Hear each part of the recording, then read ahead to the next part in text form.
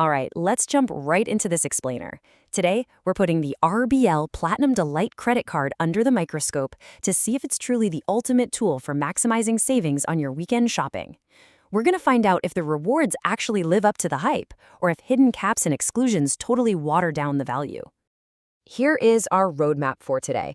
We'll be looking at the core proposition, welcome benefits, fees and waivers, how to maximize your reward points, the redemption guide, and we'll wrap up with the final pros and cons. Section 1. The core proposition. Who is this card actually for?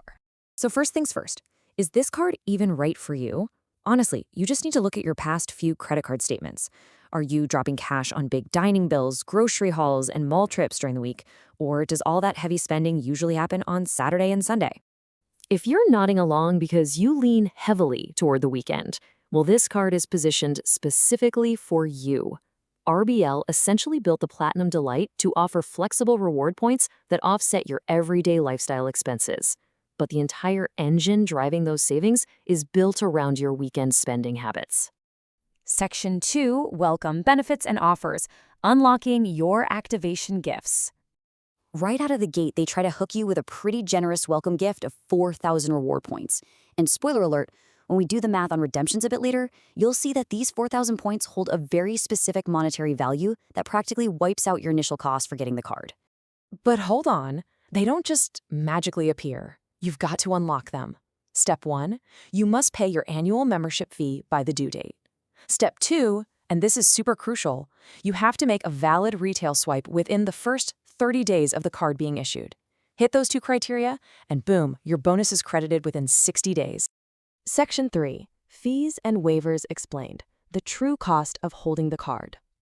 Okay, so the upfront cost here is a joining fee of 1,000 rupees plus an 18% GST.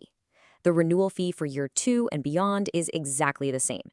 But here's the good news. You can get that renewal fee completely waived if you manage to hit an annual spending target of 2 lakh rupees. Oh, and a quick heads up, if you ever carry a balance, you're looking at an interest rate of up to 3.99% per month, so definitely try to pay in full. Now, here is where you need to be incredibly careful. Effective October 2024, RBL introduced some pretty strict rules. A bunch of major spending categories are completely excluded from counting towards that 2 lakh waiver target. We're talking rent, utilities, insurance, education, government services, and fuel. None of it counts anymore. You literally have to spend that 2 lakhs on valid retail purchases. And hey, if you're a traveler or you like shopping on overseas websites, we need to talk about the foreign currency markup. Basically, this is just an extra percentage fee the bank tacks on anytime you buy something in a currency other than Indian rupees. For this specific card, that markup sits at a really hefty 3.5%.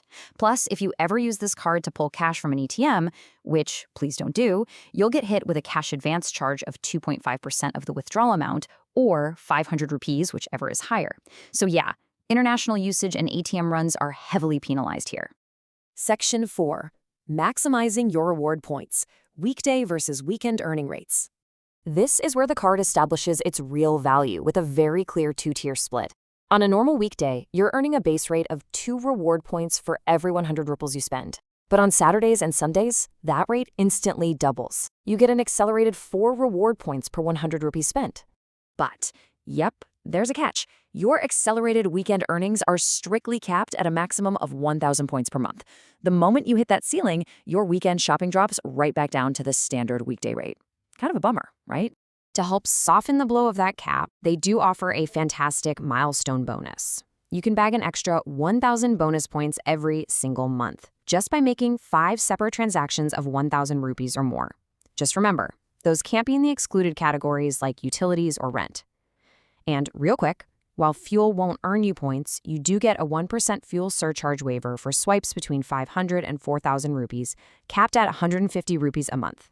Speaking of those exclusions, you absolutely need to know the 0 reward categories. Swiping for fuel, rent, utilities, insurance, railways, or loading up a digital wallet will get you exactly 0 reward points.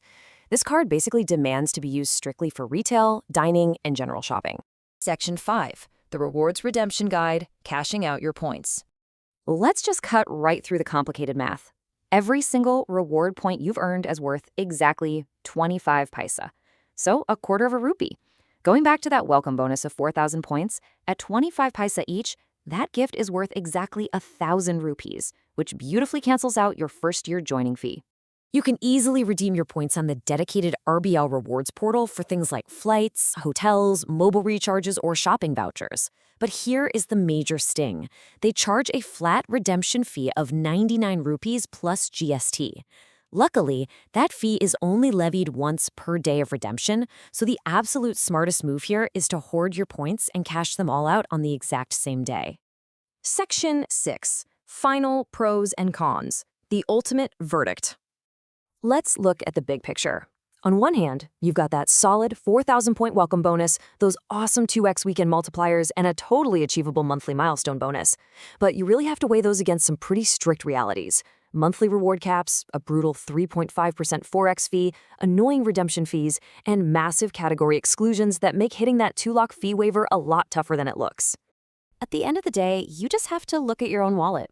Ask yourself, does your heavy weekend retail and dining habit actually generate enough value to outshine the strict rules, zero reward categories, and hidden limits of this card? If your weekends are all about shopping and dining, this card is honestly a delight. But if your biggest expenses are rent and utilities, you might want to keep looking. Thanks so much for joining me on this explainer, and I'll catch you on the next one.